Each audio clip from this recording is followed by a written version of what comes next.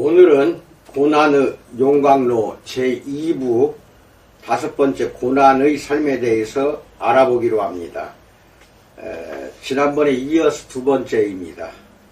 5째, 기독교적인 삶은 큰 희생이 뒤따르는 고난의 삶으로 정의가 되므로 우리는 불시험을 이상히 여기지 않아야 합니다.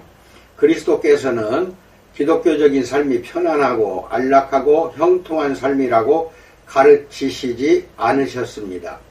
은혜의 언약은 그런 삶을 약속하지 않습니다. 오히려 그 반대입니다. 예수님은 마태복음 8장 34절로 35절에서 누구든지 나를 따라오려거든 자기를 부인하고 자기 십자가를 지고 나를 따를 것이니라. 누구든지 자기 목숨을 구원하고자 하면 잃을 것이요 누구든지 나와 복음을 위하여 자기 목숨을 잃으면 구원하리라 라고 말씀하셨습니다. 예수님은 제자들에게 십자가 중심적인 고난의 삶을 기꺼이 받아들이라고 명령하셨습니다. 멘트는 이렇게 말했습니다. 우리는 날마다 준비하고 있어야 한다.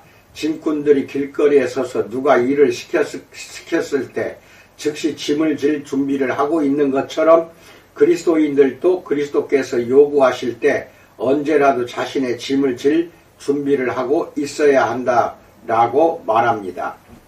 휘필드는 자신의 일기에서 이 세상에 사는 한 나는 시련으로부터 자유롭기를 기대하며 그것들을 바꾸려고 애쓰지 않는다. 그 이유는 시련을 통해 내 마음의 교만을 극복하는 것이 필요하기 때문이다 라고 말했습니다. 바울은 사도행전 14장 22절에서 우리가 하나님의 나라에 들어가려면 많은 환난을 겪어야 할 것이라 라는 말로 그리스도의 가르침을 요약했습니다. 그는 심지어 그리스도의 고난에 참여하기를 원했습니다. 빌립보서 3장 10절을 보세요. 베드로전서 4장 13절에서 그리스도의 고난에 참여하는 것으로 즐거워하라 라는 말씀대로 기독교적 삶은 고난의 삶이요 그리스도의 고난에 참여하는 삶입니다. 고난의 목적은 공로를 세우기 위한 것이 아니라 우리를 거룩하게 해서 그리스도의 형상을 담게 하는 데 있습니다. 나다니엘 빈센트는 이렇게 말했습니다. 깊은 슬픔이나 그 밖에 다른 고난의 용광로를 거치는 사람이 거룩하고 악이 없고 더러움이 없고 죄인에게서 떠나 계시는 그리스도와 하나님과 순결한 천사들을 더욱 닮아가며 모든 일에서 더욱 의롭게 행하고 삶의 태도가 더욱 거룩해지고 모범적으로 변해가는 모습은 진정 보기 드문 광경이 아닐 수 없다라고 말했습니다. 고난의 용광로야말로 그리스도를 본받는 삶의 진정한 실체입니다. 그런데도 달리 무엇을 더 기대한단 말입니까? 6번째, 하나님의 성품에 대해서 알아봅니다. 6째, 고난에 대한 불평은 하나님과 그분의 성품을 거스르는 것이므로 우리는 불시험을 이상히 여기지 않아야 합니다. 고난을 있어서는 안 될 이상한 것으로 생각하면 우리의 삶에 대한 하나님의 뜻을 거스를 소지가 많습니다. 로마서 8장 28절 보세요. 우리는 종종 하나님의 성품을 의심하려는 유혹을 느낍니다. 이스라엘 백성은 하나님이 자기들을 죽이려고 광야로 몰아넣었다면서 광야의 힘든 생활을 불평했습니다. 그러나 그들이 그런 고난을 겪게 된 이유는 구원받기 위해서였습니다. 하나님의 성품을 의심하면 그분과 그분의 목적과 사랑에 대한 믿음 없는 생각과 불신앙이 생겨날 수밖에 없습니다. 시련을 겪는다고 해서 불신앙에 빠져서는 안 됩니다. 스테판 차녹은 고난을 옳게 판단하자 육신은 종종 우리의 친구이신 하나님을 우리의 적으로 생각하도록 부추긴다 라고 말했습니다. 시련을 겪을 때는 하나님의 의로우심과 선하심과 인자하심을 믿어야 합니다. 불신앙은 우리 자신을 지나치게 높이 평가하고 분수에 넘치는 것을 바라게 하기 때문에 자연히 불평 불만을 부추기기 마련입니다. 욥과 아삽의 경우도 예외가 아니었습니다. 욥은 고난이 닥쳤을 때 처음에는 인내했지만 시간이 지나면서 차츰 고난을 이상하게 여겼습니다.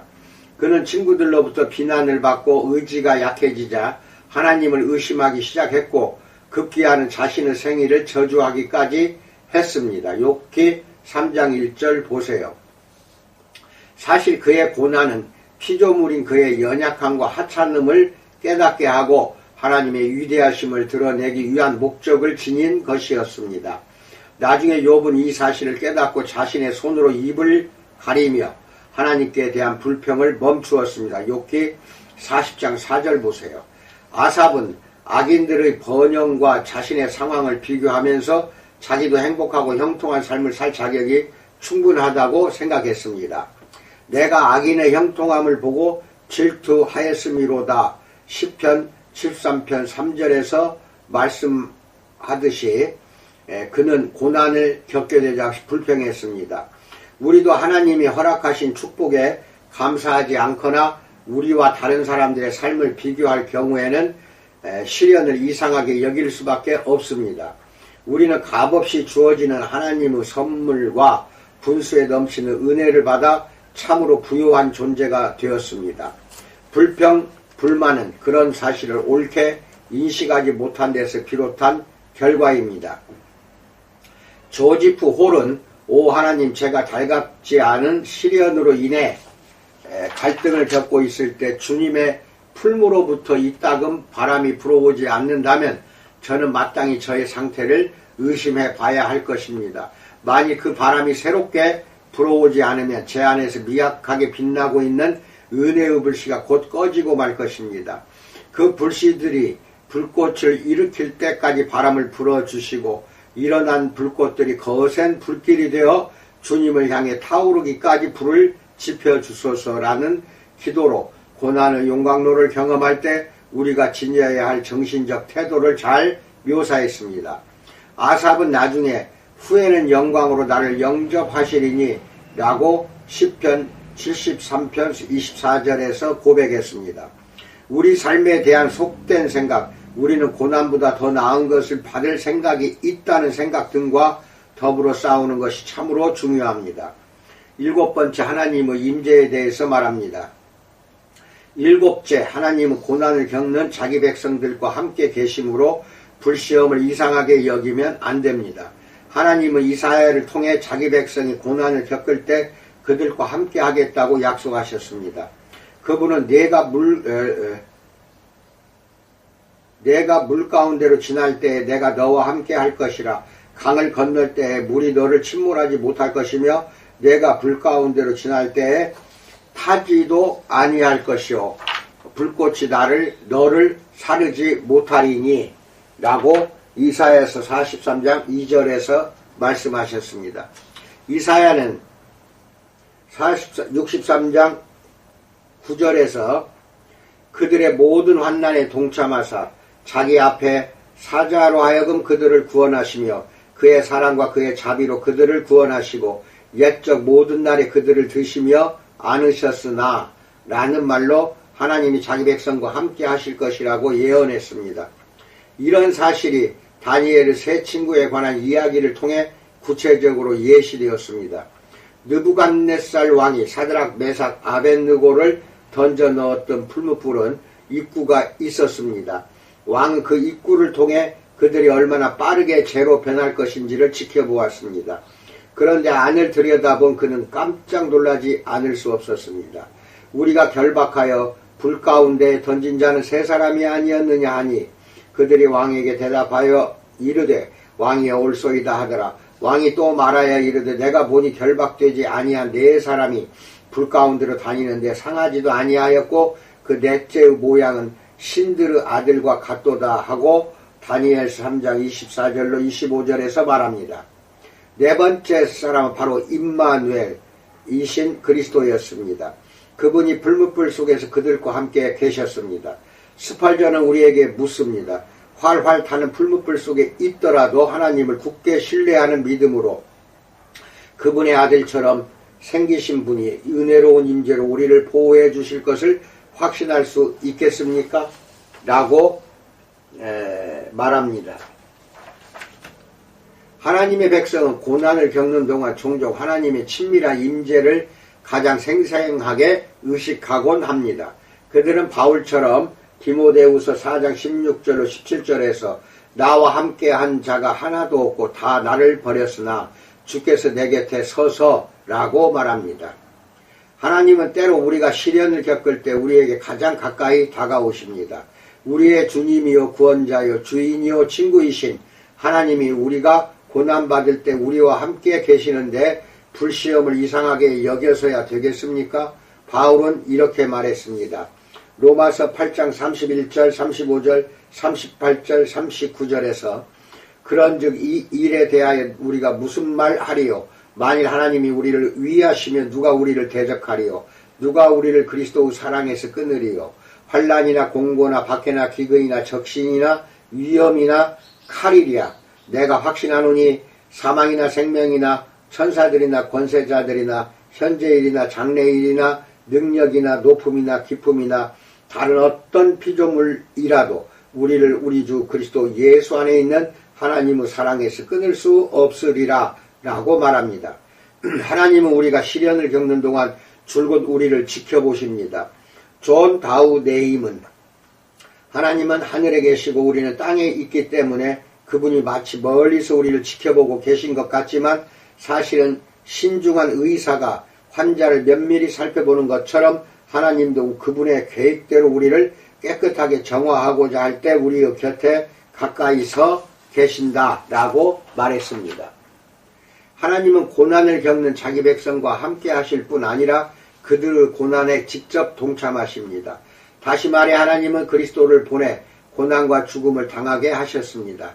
세뮤얼 리더퍼드는 우리 위에 놓인 그리스도의 십자가 중에서 가장 무거운 끝부분이 우리의 강하신 구원자 위에 올려져 있다는 것을 알아야 한다라고 말했습니다.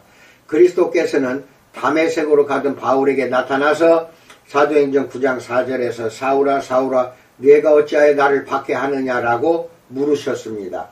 그리스도의 백성이 당하는 고난은 곧 그분 자신이 당하는 고난입니다. 골로새서 1장 24절 보세요.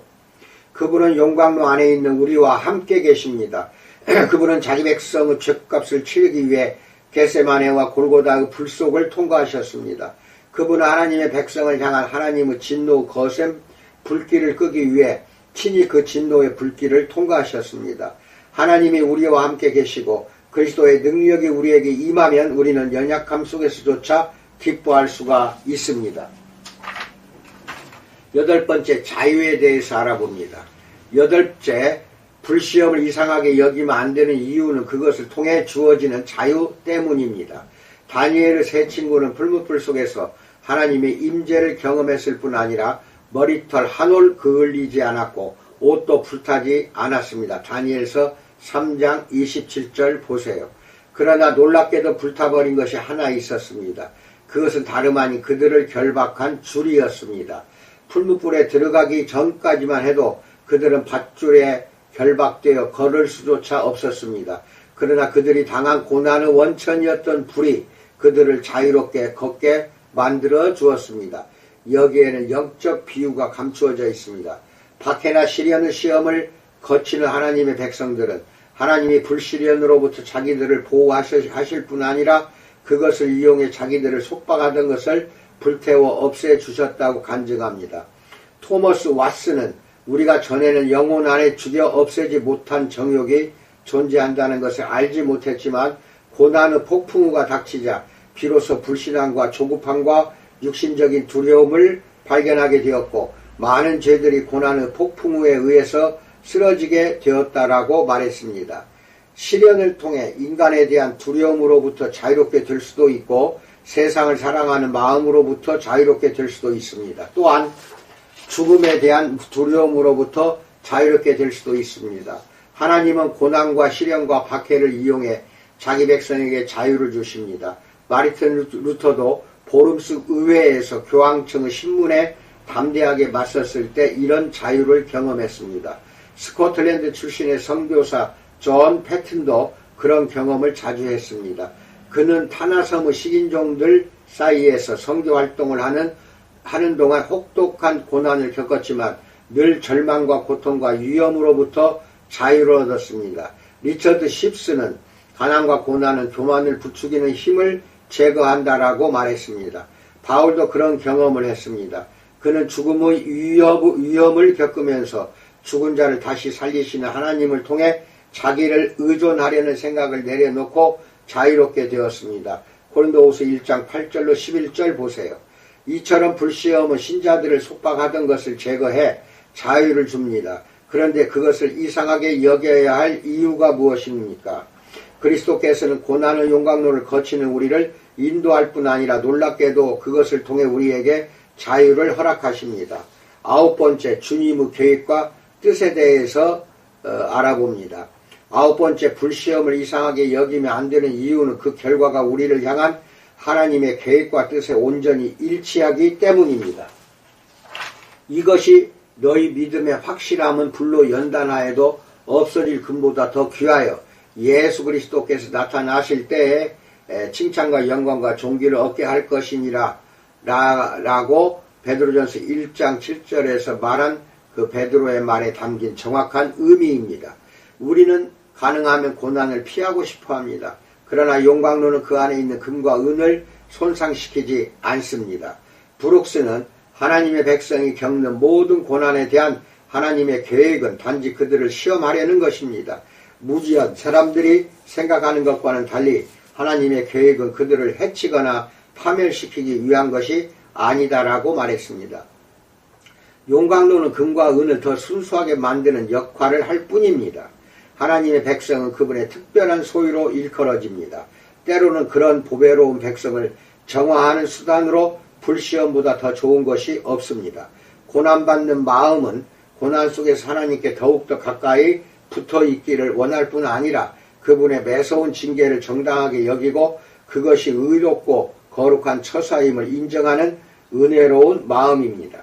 땅에 쟁기질을 하는 이유는 그것이 유용하게 사용될 수 있는 땅이기 때문이고, 전지가위로 나무의 가지를 자르는 이유는 그것이 열매를 맺을 수 있는 나무이기 때문입니다.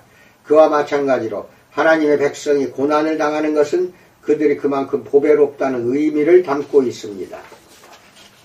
다운에임은 영적 은혜의 기름이 우리의 무쇠 같은 마음을 부드럽게 하지 않으면 하나님이 풀무불과 같은 시련을 통해 그것을 부드럽게 만드신다. 마음이 단단한 땅과 같을 때 하나님은 고난의 쟁기와 썰애를 이용해 그것을 잘게 부수어 열매를 맺을 수 있는 땅으로 만드신다 라고 말했습니다. 리더퍼드는 당신의 의사이신 주님은 당신을 죽이는 것이 아니라 죄로부터 깨끗하게 하시는 분임을 확신하십시오. 그분은 자신을 상하게 하셨다가 다시 싸매주는 의사로 일컬으셨습니다. 상처를 절개하는 것은 환자를 죽이기 위해서가 아니라 치료하기 위해서입니다 라고 말했습니다. 그런데도 불시험을 이상하게 여길 셈입니까? 10번째, 기쁨에 대해서 알아봅니다. 10번째, 불시험을 이상하게 여기면 그것이 우리의 기쁨을 앗아갈 것이기 때문에 불시험을 이상하게 여기면 안 됩니다. 베드로전서 4장 13절은 불시험을 이상하게 여기지 말고 오히려 즐거워하라라고 말합니다. 마태복음 5장 11절로 12절도 보세요. 레이튼 감독은 만일 하나님의 자녀가 시련을 겪을 때 그로 인한 자연적인 괴로움만을 생각하지 않고 그것이 은혜로운 사랑에서 비롯한 것이라는 사실과 그것을 통해 주어질 유익한 결과들과 우리가 주님의 보배이고 그분이 우리를 정화하기 위해 용광로 안에서 우리를 시험하신다는 것을 기억한다면 시련을 인내할 수 있을 뿐 아니라 고난 속에서조차 기뻐할 수 있을 것이다 라고 옳게 말했습니다. 하나님의 보배로운 백성은 고난을 통해 머리이신 그리스도를 닮게 됩니다. 그것이 곧 말로 다할 수 없는 영광스러운 기쁨을 가져옵니다. 고난받는 신자들은 믿음으로 하나님은 험상궂은 섭리 뒤에 미소 띤 얼굴을 감추고 계신다네 라고 노래할 수 있습니다. 리더퍼드도 주님을 위해 수치를 당할지라도 기꺼이 감수하라. 주님이 그 거룩한 손으로 우리의 얼굴을 어루만지며 우리의 눈에서 눈물을 씻어주실 때 어찌 기뻐하지 않을 수 있겠는지 생각해보라 라는 말로 그런 형용할 수 없는 기쁨을 묘사했습니다. 고난 속에서도 기뻐할 수 있는 이유는 그것을 통해 하나님의 형상을 본받을 수 있기 때문입니다. 데살로니가전서 4장 3절 보세요. 우리는 불시험을 이상하게 생각하지 말고 오히려 시련의 용광로를 통해 하나님이 의도하신 계획이 이루어지기를 바라야 합니다. 하나님이 우리에게 고난을 허락하신 이유를 이해할 수 없더라도 가능한 한 빠르게 고난을 달갑게 받아들이고 하나님이 우리를 다루시는 방법을 기꺼이 인정해야 합니다. 종종 큰 시련을 겪곤 했던 경건한 청교도 사역자 에드워드 페이스는 그렇게 혹독한 시련을 겪어야 할 무슨 특별한 이유가 있느냐는 질문을 듣고 그런 이유는 없소이다. 그러나 그런 이유가 수만 가지나 있는 것만큼 나는 매우 만족하고 있소이다. 하나님의 뜻이야말로 모든 이유 가운데 가장 완벽한 이유라오 라고 대답했습니다. 따라서 시련의 용광로를 지날 때는 내가 믿음으로 행하며 세상에 맞서 잘 싸우고 있는가? 삶의 모든 부분에서 하나님께 온전히 헌신하고 있는가? 은혜의 수단을 통해 하나님의 임재와 은혜를 구하고 있는가? 세상의 것을 멀리하고 하나님이 적합하다고 생각하시는 때에는 언제라도 세상을 떠날 준비가 되어 있는가? 라는 물음들을 생각해야 합니다. 그렇게 하면 주님이 우리에게 허락하신 시련을 통해 많은 유익을 얻을 수 있습니다. 하나님이 비올라의 줄을 잡아당기시는 이유는 더 아름다운 음악이 울려나게 하기 위해서입니다. 11번째, 결론을 말합니다. 지금까지 하나님의 불시험을 이상하게 여기지 않아야 할 10가지 이유를 간단하게 살펴보았습니다. 이것은 소위 건강과 부의 복음과 같이 오늘날에 널리 만연된 대부분의 번영 신학과는 사뭇 다릅니다. 그런 신학은 믿음만 충분히 있으면 항상 번영하는 삶을 누릴 수 있다고 가르칩니다. 고난을 이상한 경험이라고 믿는 사람들이 셀 수 없이 많습니다. 그런 가르침은 성경의 가르침과 정면으로 충돌합니다. 번영신학은 사이비 신학입니다. 그것은 청교도들의 견실한 신학과 극명하게 대두됩니다. 고난을 이상하게 생각해서는 안 됩니다. 우리가 살펴봐야 할 마지막 질문은 베드로가 어떻게 고난에 관한 그런 내용의 글을 쓸 수 있었을까? 라는 것입니다. 아마도 그는 다음과 같은 내용의 말을 들려주고 싶었는지도 모릅니다. 고난의 용광로에 대해 아무것도 알지 못하던 시절이 있었다. 주님은 자신이 겪게 될 일을 거듭 말씀하셨다. 그분은 자신이 고난을 받아 죽을 것이고 우리도 기꺼이 죽을 각오를 해야 한다고 말씀하셨다. 그러나 나는 그렇게 하고 싶은 마음이 없었다. 나는 그것이 이상하게 생각되었기 때문에 주님을 붙들고 항변했다. 마가복음 8장 32절 보세요. 나는 이 일이 결코 죽게 미치지 아니하리이다. 마태복음 16장 22절에서 말했다. 그러나 모든 일이 주님이 말씀하신 대로 정확하게 이루어졌다. 어느 날 밤 나는 가야바의 법정 밖에서 실제로 불 옆에 서 있었다. 누군가가 내게 예수님을 아느냐고 물었다. 그것은 내가 그토록 이상하게 여겼던 불시험이었다. 나는 불시험의 한복판에 있었다. 주님을 아느냐는 질문이 3차례나 거듭되었고 나는 3번 다 심지어는 저주와 맹세까지 곁들여 가면서 그분을 알지 못한다고 대답했다. 그것은 불시험이었다. 나는 그 안으로 깊이 빠져들고 말았다. 나의 부패한 마음이 여실히 드러났다. 그러나 그 후 시간이 지나면서 주님이 나를 정화하는 분이셨다는 사실을 깨닫게 되었다. 그분은 나의 믿음과 삶을 정화하고 찌꺼기들을 걷어내셨다. 나중에 디베레아 호수에서 주님은 요한의 아들 시몬아 네가 나를 사랑하느냐 요한복음 21장 17절에서 물으셨다. 그분은 내 안에서 자신의 형상이 나타나는 것을 보기를 원하셨다. 그분은 불시험을 통해 자신과 나에 대한 것을 더 많이 깨우쳐 주셨다. 주님은 결국에는 나의 죽음조차도 자기를 영화롭게 할 것이라고 말씀하셨다. 요한복음 21장 19절 보세요. 라고 베드로는 말할 것입니다.